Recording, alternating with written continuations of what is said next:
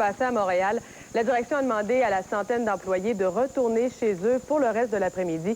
C'est une mesure de précaution, cependant. Il n'y a pas eu d'appel à la bombe, il n'y a pas eu de colis suspect trouvé, mais tout le monde était un peu nerveux. C'est pour cette raison qu'on a ordonné l'évacuation des lieux. Aujourd'hui, tout le monde retourne au travail.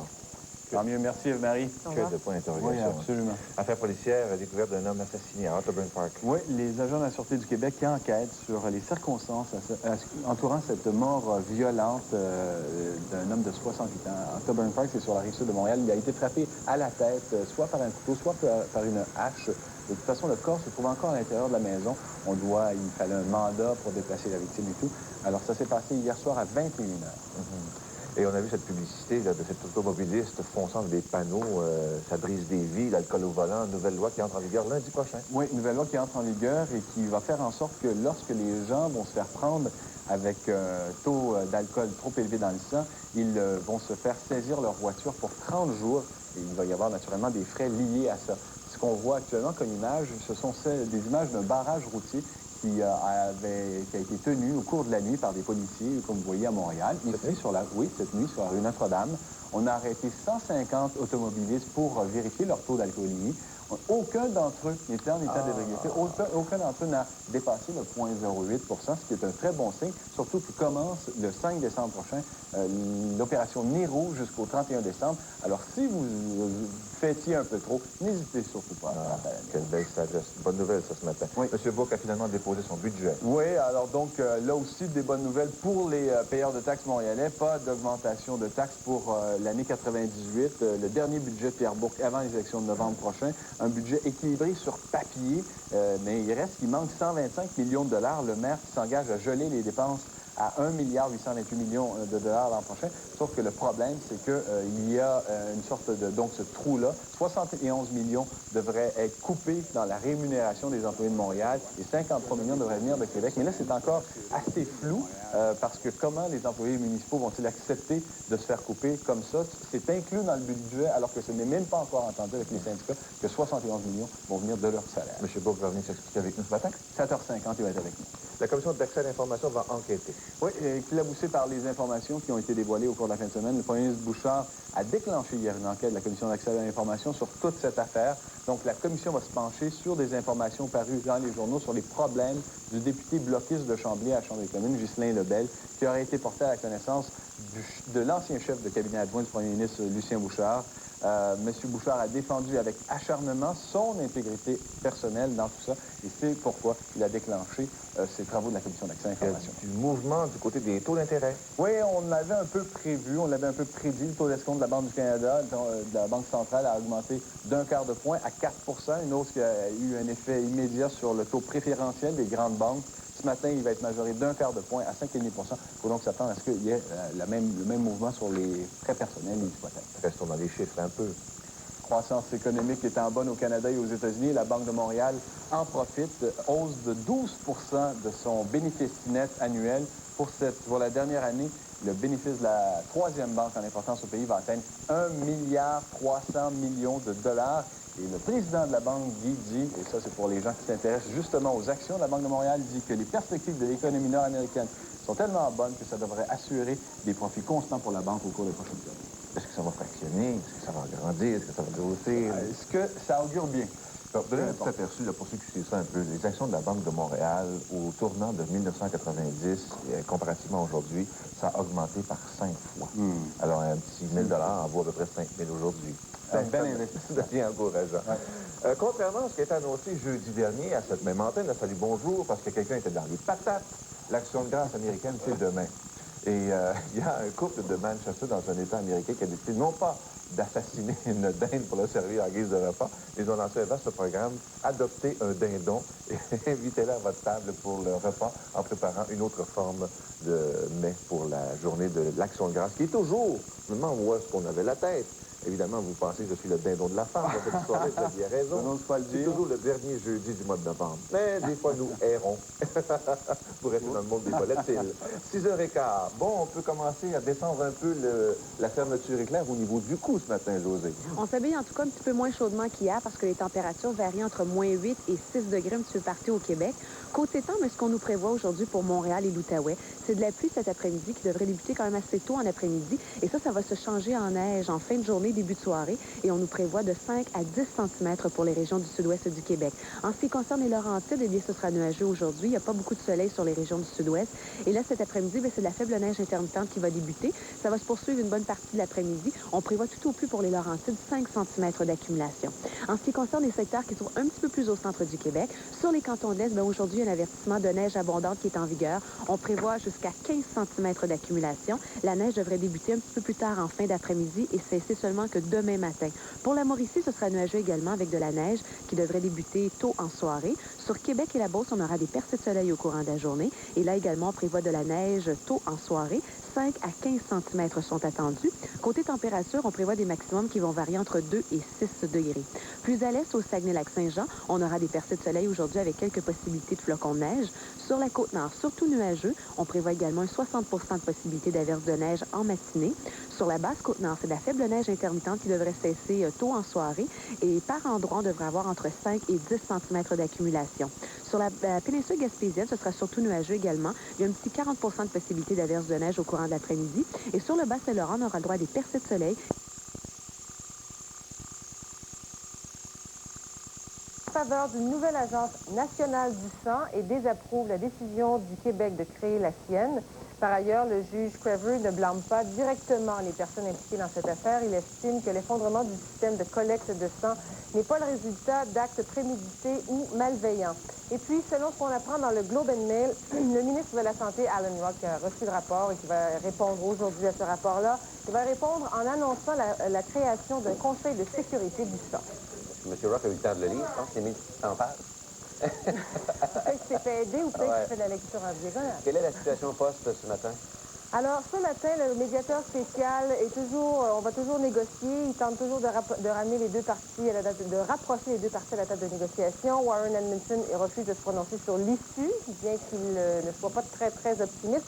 Entre-temps, comme la semaine dernière, il va y avoir distribution de courrier aujourd'hui, une distribution de chèques gouvernementaux. Au Québec, on parle de 35 000 chèques d'assurance-emploi. Tout ça en vertu d'une entente qui a été conclue avant le déclenchement de la grève. Les facteurs vont donc livrer les chèques de gouvernement. Et hier, en Alberta, M. Jacques Parizeau est revenu sur le vote ethnique. Oui, l'ancien premier ministre du Québec, Jacques Parizeau, maintient ces fameux propos qui avaient causé tant de controverses le soir du dernier référendum. Alors, il était de passage à Edmonton où il était invité par les étudiants de l'Université de l'Alberta et il a spécifié quel groupe ethnique il tient responsable de la défaite du oui. On va l'écouter. The Jewish Congress of Canada, Quebec section, the Greek Congress of Canada, the Italian Congress of Canada, make a very good fight against Sutton. Et Alors, comment ont réagi les communautés là-bas? Immédiatement dénoncé, ont condamné ces propos. Merci beaucoup, Ghislaine Bouffard. Alexandre Dumas. Alexandre, rebonjour. Il y a une voiture qui a brûlé cette nuit à Longueuil. Il n'y en a pas une, il y en a deux. Deux? Oui, voilà, 2 pour 1, comme au restaurant chinois. Donc, blague à part, les policiers de Longueuil amorcent une enquête maintenant pour déterminer les causes de ce qui semble être un attentat qui a été perpétré tôt ce matin dans un petit parc de stationnement d'une résidence à loyer multiple. Voilà, c'est probablement un cocktail Molotov qui a fait flamber ces 2 véhicules dans le stationnement d'un immeuble appartement, donc du boulevard de Lafayette à Longueuil. Ce sont des voisins qui ont été alertés dans un premier temps par une sorte de boom, de grand fracas. Et d'autres locataires ont appelé les policiers de Longueuil pour leur dire, eux, qu'ils avaient entendu ce qu'ils croyaient être un fracas de vitres, mais peu importe le bruit, le résultat est là.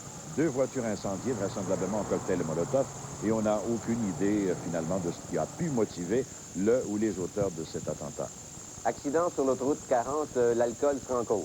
Oui, l'alcool serait en cause chez un homme qui repose ce matin très, très grièvement à l'hôpital après que la fourgonnette qu'il conduisait à l'extrémité est de l'île de Montréal, sur le pont Charles-de-Gaulle, ait heurté en tout début de nuit un de ces camions de signalisation stationnaire.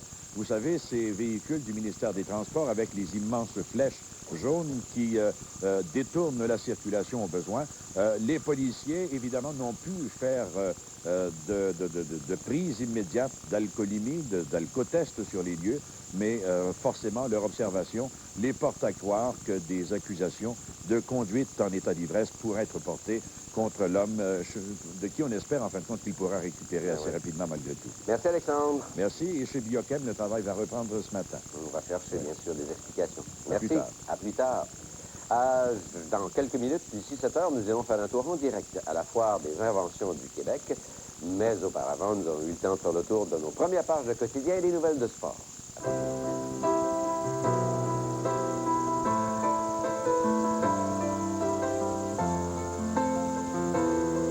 Un commando de défense des droits des animaux, parce qu'on en utilise dans la recherche.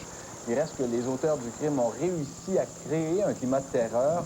Il y a eu des 500 évacuations hier après qu'on ait découvert des bombes. 6 d'entre elles avaient été placées, 4 à l'immeuble de la rue Armand-Frappier, 2 à l'édifice de la rue Hamon.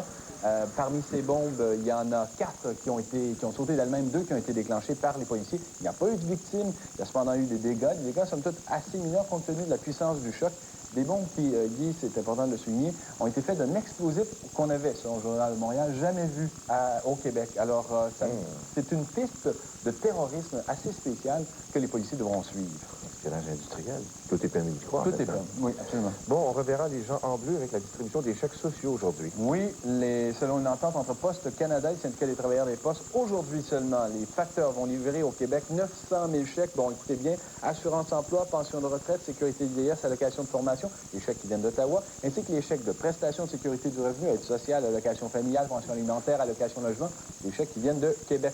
Quant aux négociations elles-mêmes, Guy, le médiateur qui a passé la journée d'hier avec les deux parties, ne s'est pas montré très encouragé. À son avis, on ne semble pas prêt, ni d'un côté ni de l'autre, à faire les concessions nécessaires pour en arriver à une entente. Avec l'apparition du rapport Craver aujourd'hui, j'imagine qu'il y a bien des gens qui sont nerveux. Il y a bien des gens qui sont nerveux, mais selon des indications qu'a réussi à obtenir la presse canadienne, le rapport, finalement, et c'est ça qui serait étonnant, ne blâme personne directement. Ça va surprendre les gens. On va attendre les détails. Ce que la presse canadienne a aussi appris, c'est que le rapport recommande que tous les Canadiens ayant contracté une maladie à la suite du sang contaminé, après avoir eu des produits contaminés du sang, reçoivent une indemnité des gouvernements. Le rapport du juge Horace Craver qui dit aussi que la création d'une nouvelle agence nationale du sang est nécessaire afin de remettre sur pied le système d'approvisionnement en produits sanguins au pays. Il y a des gens qui n'en prendront même pas connaissance parce qu'ils sont aujourd'hui décédés. Malheureusement. Oui. Oui. La Commission d'accès à l'information va enquêter sur ce trafic et ces fuites de documents confidentiels. C'est le premier ministre Lucien Bouchard lui-même qui a décidé de déclencher cette enquête de la Commission d'accès à l'information. La Commission va avoir à se pencher sur des informations parues en fin de semaine selon lesquelles les problèmes du député bloquiste de Chambly à la Chambre des communes, Ghislain Lebel, ont été portés à la connaissance du chef de cabinet adjoint du premier ministre Bouchard. M. Bouchard lui-même qui a défendu avec acharnement son intégrité personnelle et qui s'engage à comparaître devant la Commission d'accès à l'information. Les gens de Beauport ont de bonnes raisons de passer une belle journée aujourd'hui. Ils ont de très bonnes raisons de passer une bonne journée, Eve-Marie, parce qu'on va créer des emplois et c'est une entreprise qui donne dans la lingerie de haute gamme.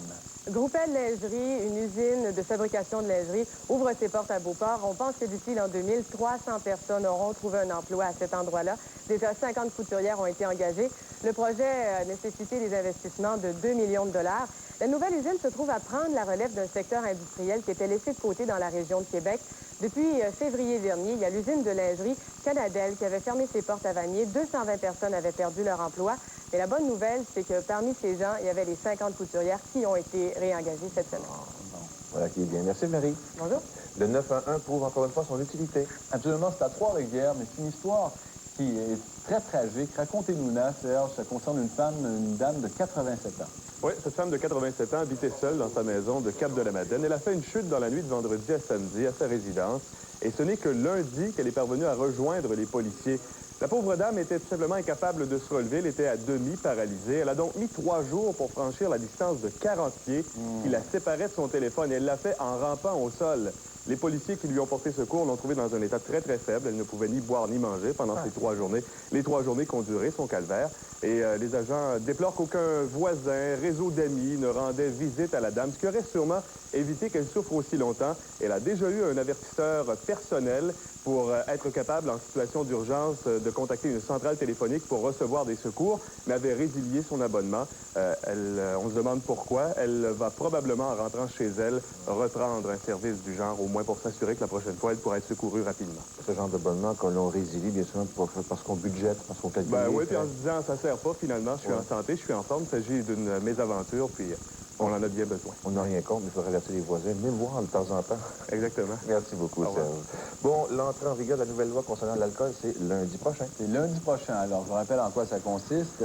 Avant ça, les gens qui se faisaient prendre payaient une amende lorsqu'ils conduisaient en état d'ébriété, puis ils pouvaient reprendre le volant, même sans permis dans leur poche. Mais là, maintenant, c'est plus du tout le cas. Lorsque vous n'avez plus votre permis, dès que les policiers vous interpellent, votre véhicule sera envoyé à la fourrière pour 30 jours avec des frais de 8 $ par jour, plus 40 $ pour le remorquage.